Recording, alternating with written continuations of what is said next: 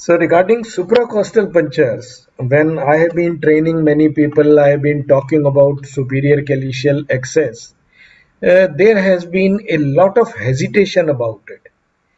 Good PCNL surgeons are also trying to avoid supracostal punctures, although that puncture is really going to make the life comfortable as far as PCNL is concerned.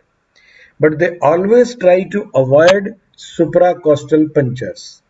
So what I have planned is in a simplified way what all we should take care, and if we are familiar with, then supracostal puncture will not be a hassle or a big thing in our minds. So agenda of my talk, what I am going to discuss with you is anatomical considerations first, the location of kidneys, how we have to puncture the superior calyces and why they are easily puncturable. What are the vascular considerations, as Dr. Chandra pointed out? Which calyx we should puncture at the upper pole? And what is the relationship of pleura, lung, and kidneys? Once you are thorough with this anatomy, then it becomes less dangerous. You are more comfortable and you can deal with the supracostal punctures. You cannot avoid supracostal punctures in your career when you are doing PCNL. There are real good indications for supracostal punctures and you must accept this challenge and go ahead with it. Then how will you systematically execute supracostal puncture? What should be the OT setup changes in when you are trying to do a supracostal puncture? What should be the direction of initial puncture needle? And most importantly, which people ask and discuss about, what is the phase of respiration where supracostal puncture should be done? Lastly, what complications can occur and how to manage that? Briefly, I will touch upon all these points. Whatever questions come to your mind, please go on writing these questions on the chat box, and then Dr. Chandra will ask me all those questions and we will clarify that. So coming to the first point, you can see in this picture, both the poles, both the kidneys, their upper poles are not infracostal. This is the normal location of the kidney, and the left kidney is slightly higher up. So kidneys are located obliquely with upper poles situated more medially and more posteriorly, means more closer to the back. Left kidney is larger and lies higher up than the right kidney, and its upper pole crosses 11th rib in most of the cases. Now if you have to puncture this, which is crossing the 11th rib, you will have to come from above between the 10th and 11th rib to reach into the superior calyx.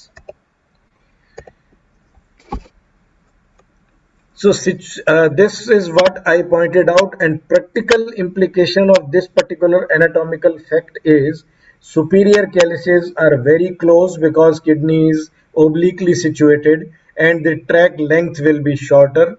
You will be immediately reaching into the superior calyx. They are more medial as compared to the lower calyceal punctures, and superior calyceal punctures are not very deep, as I have been telling you twice or thrice, in normally ascended kidneys. But in unascended kidneys and horseshoe kidneys, in which superior calyceal access is a preferred approach, even superior poles are quite in depth. This is the normal ascent of the kidney. When the kidney comes up during the development, it doesn't come up in a straight way.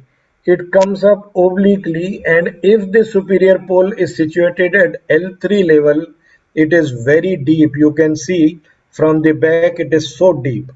It is only when it reaches at the level of T12 or L1, the superior pole comes closer to the spine, and then this access becomes shorter. So this point you should remember. Most of the unascended and horseshoe kidneys we will be approaching from the superior calyx, and we will anticipate and expect that it will be very short length and we will dip inside, but that will not happen. If the kidney is down, your needle depth will be more. They are deeply situated if it is an unascended kidneys. Point number two, vascular considerations. When the renal artery comes in, it divides into an anterior branch and a posterior branch. We are more concerned about the posterior branch because we are approaching the kidney from behind, and this posterior branch doesn't divide very frequently or at a very early stage. The anterior branch, it starts dividing as soon as it enters the hilum into 4 or 5 segmental arteries which will fan out on the anterior portion of the renal pelvis. But posterior segmental artery, it crosses undivided and it crosses at this level where the superior infundibulum joins the renal pelvis. So this is the dangerous zone where the posterior segmental artery is crossing. In 57% kidneys, it has been seen to cross this area. So this is our dangerous zone which we should not, when we are approaching the superior calyx, we can approach at the tip like here, or we can approach it from here. Don't try to approach the superior calyx in this area. Then the bleeding will be catastrophic. Now which calyx to puncture in the superior pole? In 98% of the upper pole, this is not anterior and posterior calyx. This is either a medial calyx or a lateral calyx. This is a compound superior pole, compound calyx in the superior pole, and it is medial. It is a medial one and the lateral one. Most of the times when we are doing a supine PCNL, we can come and puncture the lateral portion, the lateral calyx in the superior area. While in prone, you can very well access the medial calyx also and go inside deep. You can very easily study this area, operate over here, or even enter in these calyces. Then you are coming from here. Now, what are the relations of pleura and lungs to the kidneys? This is very important point. Please listen to it carefully. See, visceral pleura is fixed to the lung parenchyma and parietal pleura is fixed to the chest wall. The space between these two is called pleural space. This is the pleural space which we have to use for getting access into the superior calyx. So intercostal, transpleural, transdiaphragmatic, once you have entered the pleura, you have to cross the diaphragm. So it will be transpleural, transdiaphragmatic punctures, and these punctures are considered acceptable, safe, as long as you don't injure the lung parenchyma. No harm is done if you go through this track, go supracostally, and if you go through this track and enter the kidney, no harm is done. Certain precautions have to be taken, which we will be discussing shortly.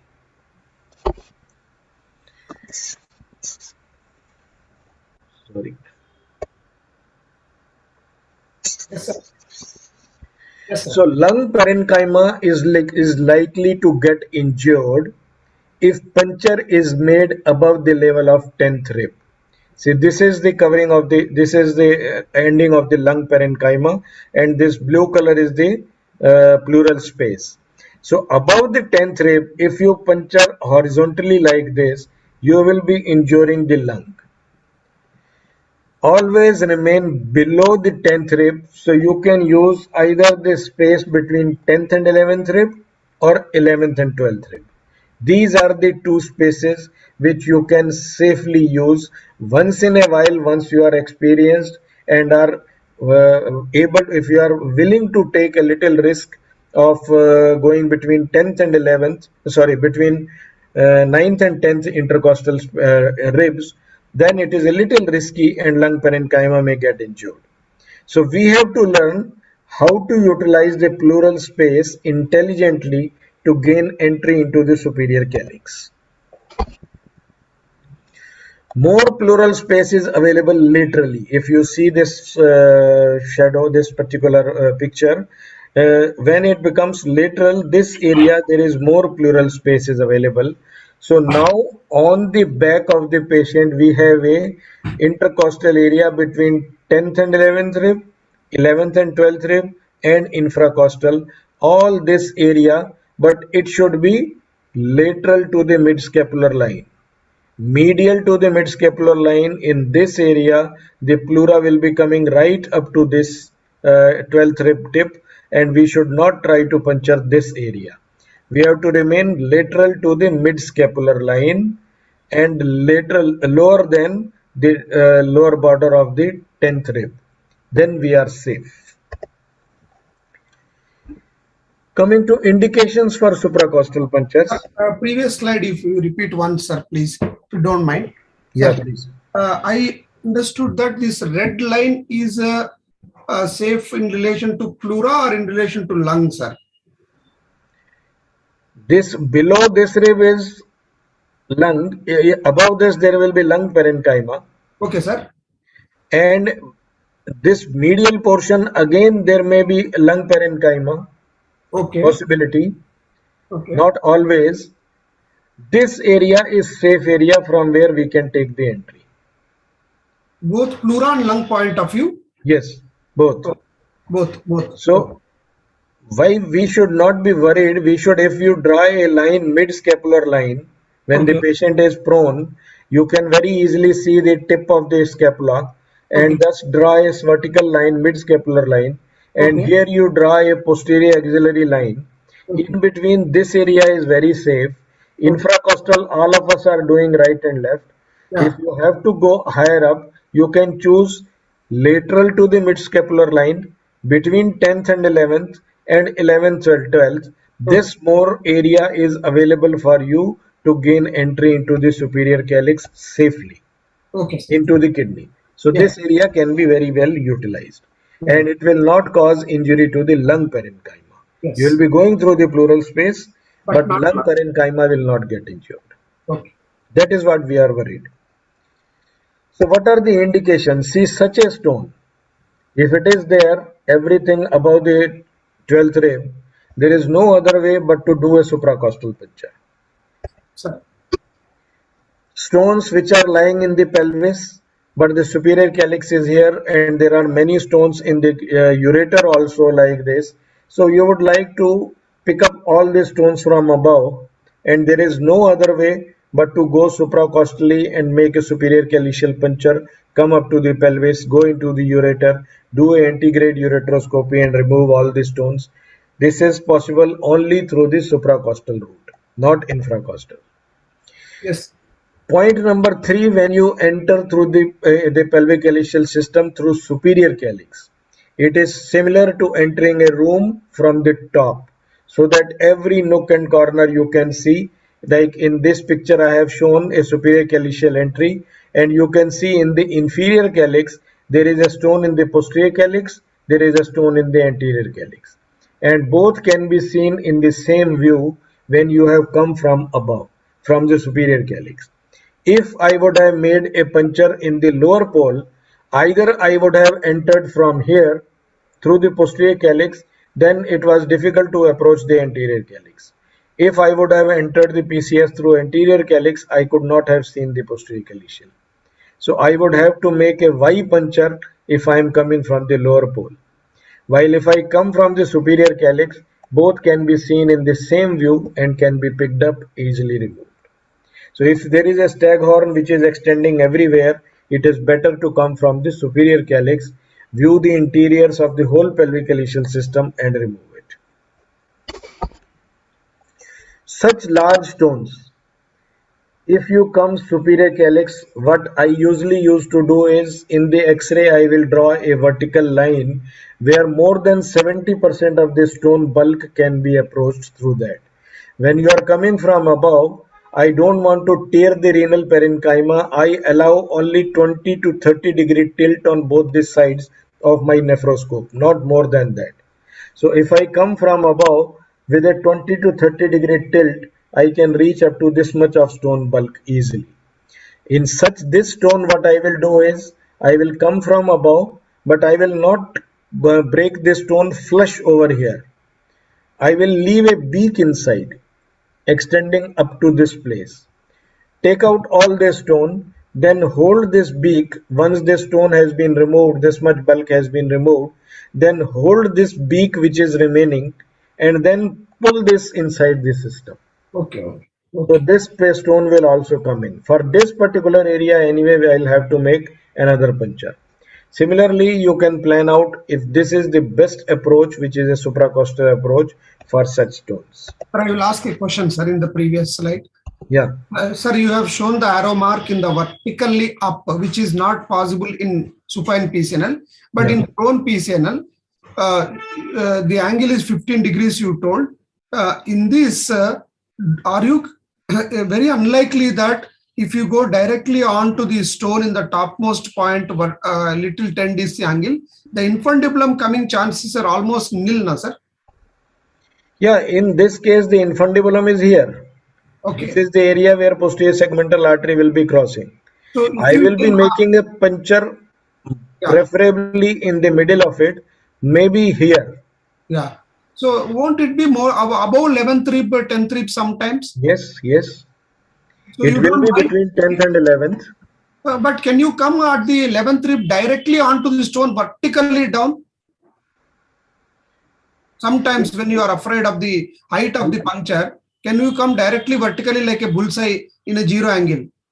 Now, if you come vertically inside, you are going about because vertically when you go inside the kidney is in if it is an obese patient, it will be about 4 or 5 inches, 4 inches down from the skin. Okay, But sir. if it is a thin patient, it will be hardly 1 or 2 inches down.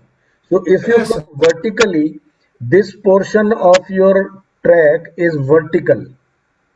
This Yeah. portion of your track is vertical, which is going at the top here. Yes. And then for removing rest of the stones, you will be tilting it like this and going in. And once you come vertically and then tilt and go in, there will be tear of the renal parenchyma. At the Why renal it is? parenchyma, it will be like a fulcrum.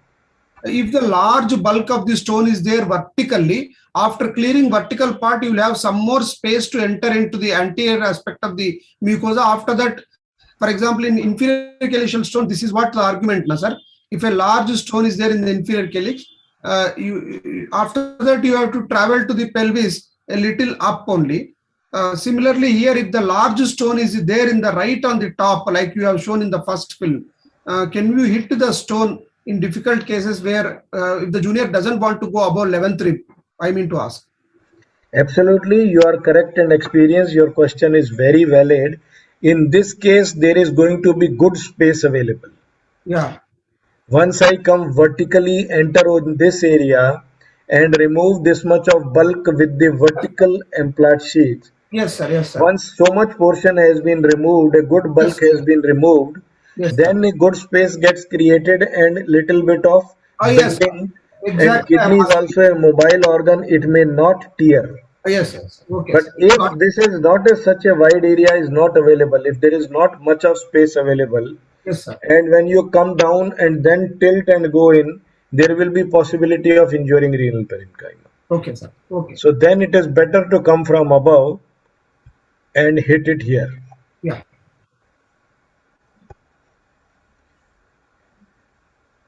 So in prone PCNL, if you do, you will be puncturing the medial portion and you can remove this stone. You can come through the infundibulum, and just as I was mentioning, 20 to 30-degree tilt of this vertical when you go so much deep, little bit of here and there you can very easily manipulate. Even this stone can be picked up. Yeah. But in supine PCNL, when you come and puncture this lateral portion of the superior calyx and come inside through this infundibulum, going in a semi-arc way becomes little more difficult. Yes, sir. So you will have to choose between supine and prone PCNL in such situations when the stones are more laterally located in the inferior calyces. Yes, sir. Now, this is a case where after PCNL, some catastrophe took happened, and some stone fragment went out, and after 2 to 3 months patient continued to have fever, and he was referred to me. This was the CT scan which shows there is a stone outside the pelvic ileal system, outside the ureter. Now you have to reach to this area with a good size forceps. You cannot come with the ureteroscope either from below or above and pick up this stone or manipulate this stone. It becomes difficult. Yes, So sir. again, in these cases, if you see the calyx, the superior calyx from where you are coming, it is superior calyx, above the 11th rib, above the 12th rib. So all these cases where you need a good hold of the stone, you have to come from the superior calyx, and you should not hesitate in coming and puncturing the superior calyx.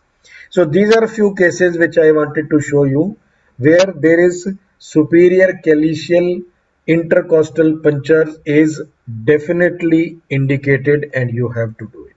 There is no other way. Yeah. So all of us, we must learn this approach and proceed with it. So we have decided, we know little bit of anatomy, we know it is required, it has to be done. Now PCNL is a little stressful surgery, even otherwise. So you should make yourself most comfortable when you are doing PCNL. Anyway, when you know you have to approach supracostally, your both monitors, visual monitor as well as CM monitor, should be towards the foot end of the patient, because you will be standing obliquely, and both the monitors should be in front of you. Don't put one monitor this side, one monitor that side, and you will be dancing here and there, or continuously working with the neck on one side will become very difficult for you. You will get tired. So what is my system is, when I am doing a supracostal, I inform my staff, they will put both the monitors on the foot side of the patient. While if I am doing an infracostal puncture, both the monitors are towards the head of the patient, so that obliquely when I am standing, everything, all monitors are in front of me.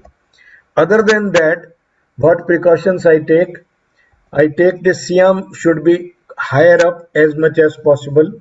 It should not just lift the table, but then only you can get a good working space between the image intensifier and the patient. So it should be as high as possible. Don't raise the table height, it will decrease the working space. There should be a cloth sheet on the floor so that you don't slip or you are not continuously bothered. Both the foot switches should be with you, laser source and your CM image intensifier. And also the Euro bag should be hanging on your side so that you can see the color of the fluid which is coming out in between. Euro bag should be hanging somewhere here.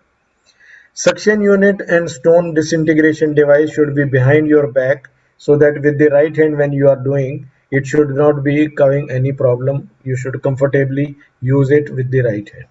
So this is how you make yourself most comfortable, and then start the PCNL supracostal puncture. Always your direction of the initial puncture should be downwards. This is a very important step. When you are starting between 10th and 11th rib, if your puncture direction is like this, you will injure the lung. But if you are starting just below the 10th rib, making a skin puncture over here, by the time you dip your needle, go deep, go through the intercostal muscles, and you puncture the pleura, you have already reached behind the 12th rib. So your actual puncture of the pleura is taking place behind the 12th rib, sorry, 11th rib. Even when you had started between 10th and 11th rib, if the direction of your needle is like this. So even when you start between 10th and 11th, you puncture the pleura at the level of 11th rib. Am I clear on this point? Yes, sir. Yes, sir. So there is nothing to worry. Only thing we even I was not thinking is, even if you go through the pleura, you don't have any problem. It will go is the point you are telling, which we Yeah, are we will listen more about that, sir. yeah, How to because avoid fluid, how to avoid fluid going into the pleural space. That we will listen. because there will be 2 centimeter at least from skin to the pleura. This depth is Yes. there. So this depth, when you are traversing, you are coming down if your direction of the needle is downwards. And when you are between 11th and 12th rib, many a times you will going through the crux of the diaphragm. You will not even enter the pleural space. Yes, sir. So it is so safe, nothing to worry about it. Now the point about supracostal puncture should be done in inspiration or expiration. See, diaphragm and kidneys continuously move up and down with expiration and inspiration. We know that. These structures move up with expiration and move down with inspiration. When you do inspiration, you take a deep breath, diaphragm goes down, the kidneys also will go down. When you do expiration, the diaphragm comes up and the kidneys also move up.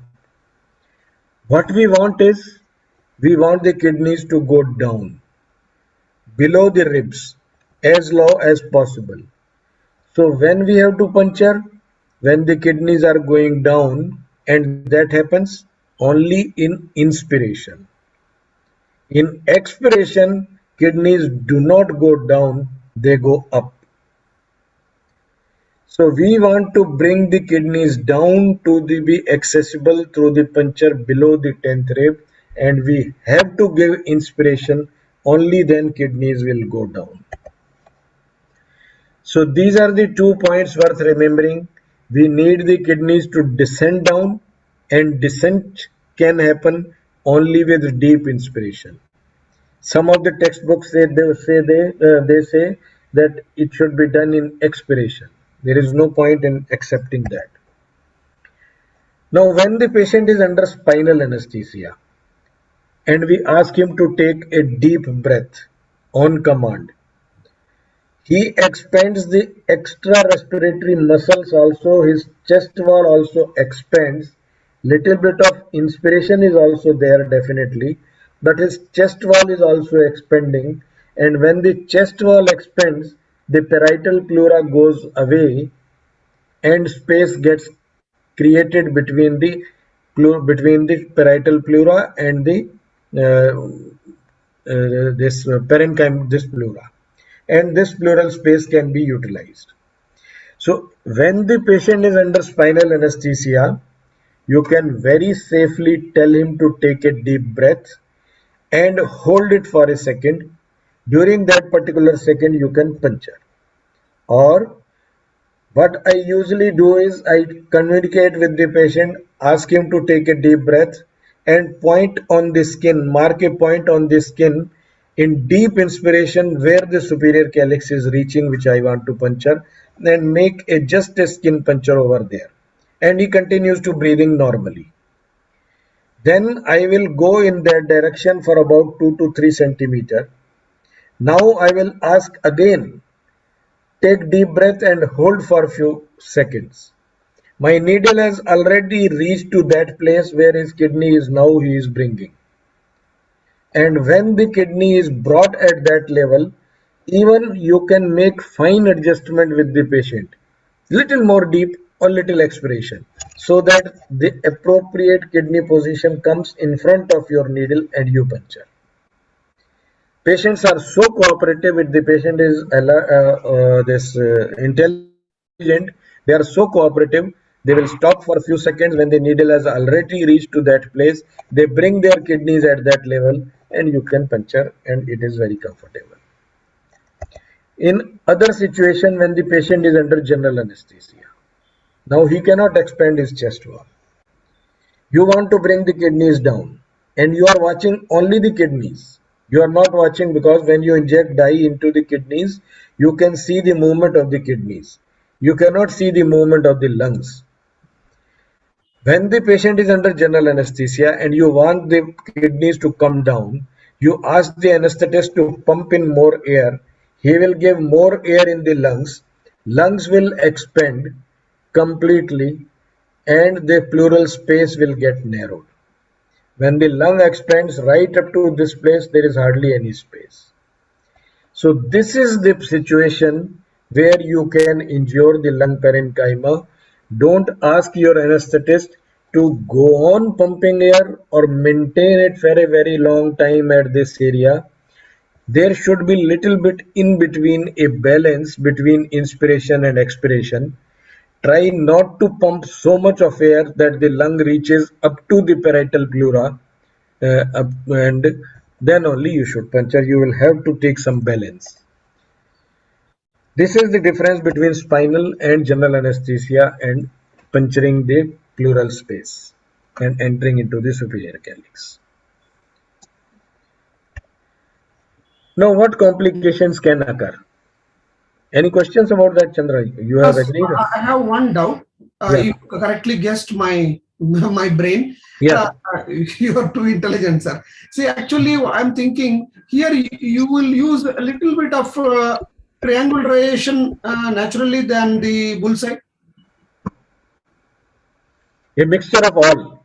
A mixture of all. That means you will have a little 15 degrees in all angles to play for the calyx. Yes. So Yeah, you should not be dogmatic that I have to take only yes. this particular technique. Yes. So that Yeah. means your initial point of mid-scapular line is a very good point. Lateral to that, a little superior is okay, you are telling. Just above the 11th rib also, don't be so scary. Yes. 1 centimeter above you can take, and while traveling down, you adjust that space so that you will come closer to the lower part of the pleura, most lower part. Yeah. For that, when you are in the lateral half, lateral to the mid-scapular line, you have made a needle puncture. Yeah. Now you cannot ask the patient to hold the breath for such a long time. Yes, sir. First, you experiment by when you, without puncturing the needle, ask him to take a deep breath. The superior calyx will come down.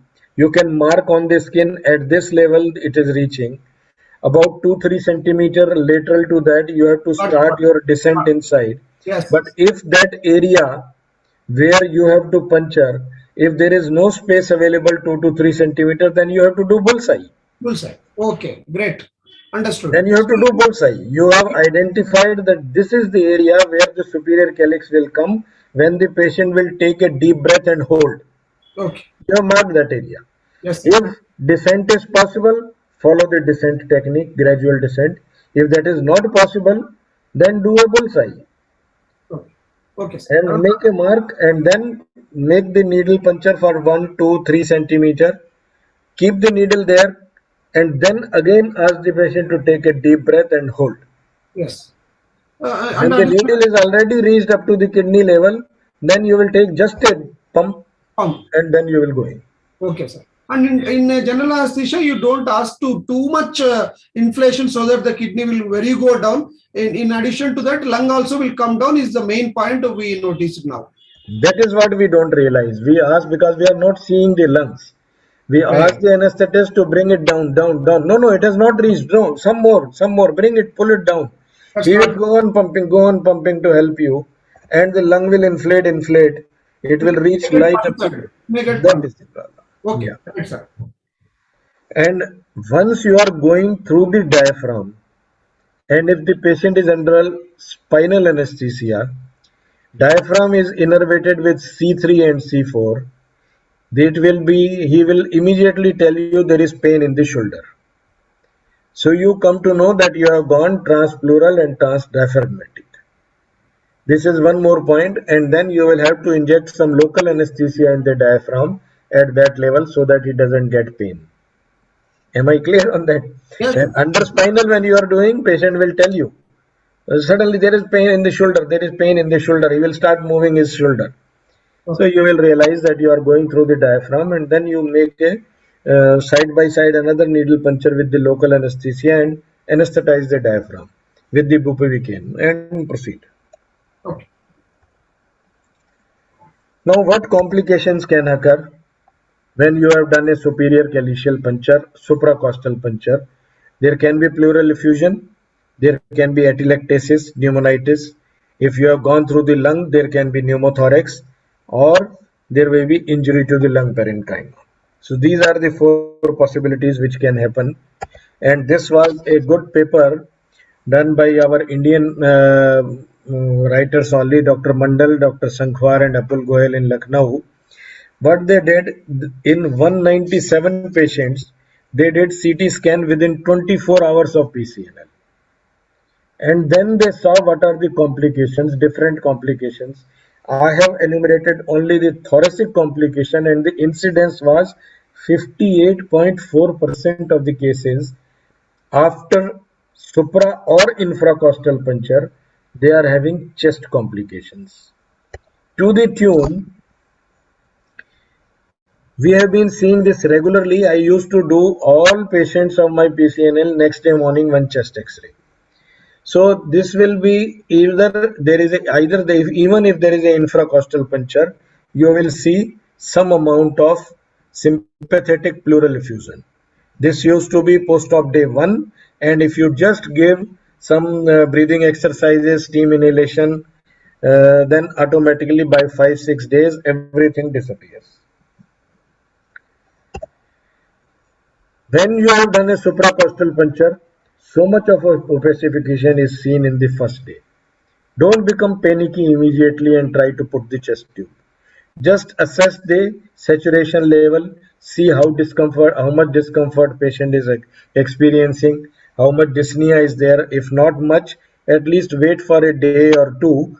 Go on giving him the same thing, chest physiotherapy, breathing exercises, and see in the post-op fourth day, it automatically got cleared without doing anything.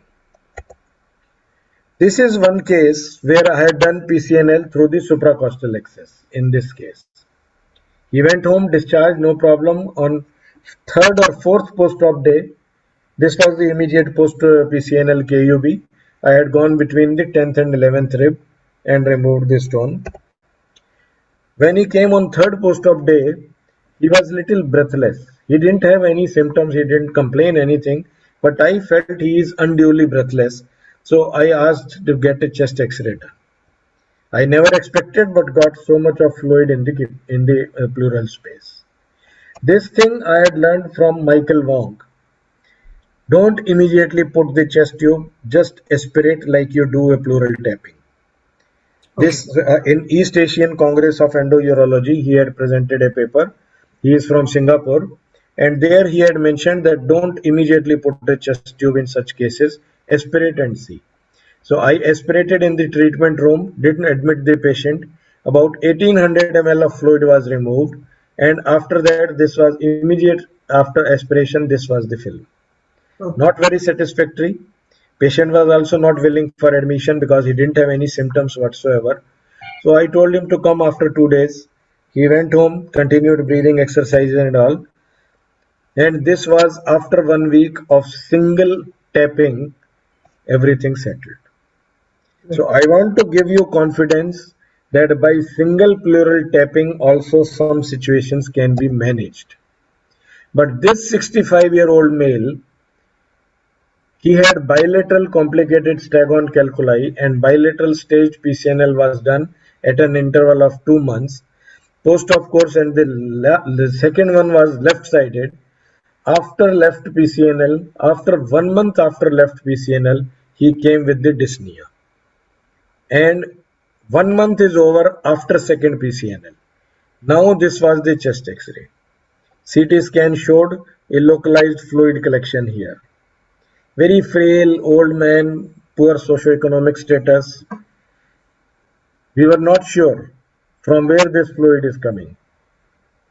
How to be very sure, 100% confident that this is a leaking from the kidney. And in the literature, I found the 100% method of being sure is not biochemistry, it is by DTPA scan. If you do DTPA and if the chest is getting opacified, this is the urine which is coming from the kidney.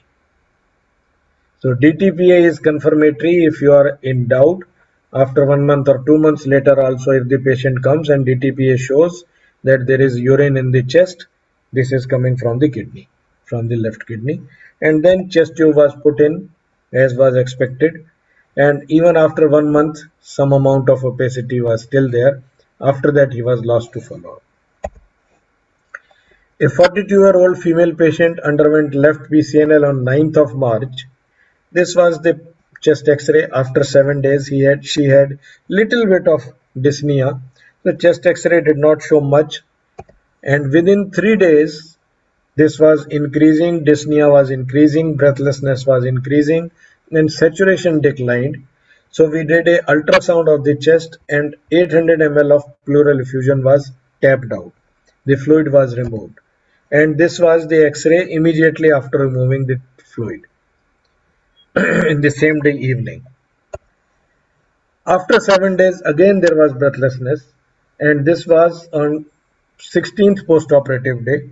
Fluid was accumulating again. Now we did not take a chance, and then there was a intercostal tube was put in. And this intercostal tube, after 8 days when it was removed, the pleural effusion got settled. Concluding remarks, some take-home messages. For prevention of injury to lung and pleura, never go above the 10th rib. Although I have gone once in a while between 9th and 10th. Fortunately, nothing happened. But I was mentally prepared if anything happens, I will be able to tackle that. But try never to go above the level of 10th rib. You can use between 10th and 11th and 11th and 12th rib. Always remain lateral to the mid-scapular line. This is the area which is safe for making entry into any portion of the kidney in prone position. For all supracostal tracts, it is important to ensure that the excess sheath remains continuously inside the kidney. During your procedure, you should not move the excess sheath so that whatever fluid is being used here, it comes out, it does not get spilled over in the pleural space. You are going through this space. So it should be continuously inside, it should be continuously deep. Try not to use too much of fluid and too long a procedure, because there will be more edema and more sympathetic effusion. Even if this fluid does not get accumulated, sympathetic effusion will confuse you in post-operative period that there is some fluid inside here. So try to use minimum fluid with minimum of irrigation, and always keep this employed sheath deep inside. In case of doubts post-operatively, if you feel that the fluid is still getting accumulated, and after 2 to 3 days of chest breathing exercises and all, if you feel the fluid is still inside, you can pull your chest tube, you can pull your nephrostomy tube and leave it in the pleural space for 2 to 3 days. So there is no need to do another pleural puncture or pleural tapping, and then gradually all the fluid will get drained, and the situation will settle. So wherever you are in doubt, leave a nephrostomy tube in supracostal punctures. But if not much of fluid has been used, not much of manipulation has been done, there is no necessity or no 100% confirmed that after all supracostal punctures you have to leave a tube. Because when there is a puncture between the ribs and you leave a nephrostomy tube, it is very painful. Patient will continuously, with every breath he will have pain, analgesic requirement will be more. So if everything has gone smooth, remember, diaphragm is a thick muscle. If you have left a double J stent, the fluid will go down only. Diaphragm will not allow some extravasation to go into the pleural space postoperatively. Diaphragm muscle will help you. So not necessarily in all the cases you have to leave a tube, but if you leave a tube, after 3-4 days, just take a chest X-ray. If there is some fluid, you can pull out and leave the tube here for a day, and then leave this tube here for a day or two, and then remove it. Thank you very much for a patient listening. I hope some doubts about the supracostal punctures would have been cleared, and you will be more confident in dealing with the supracostal punctures.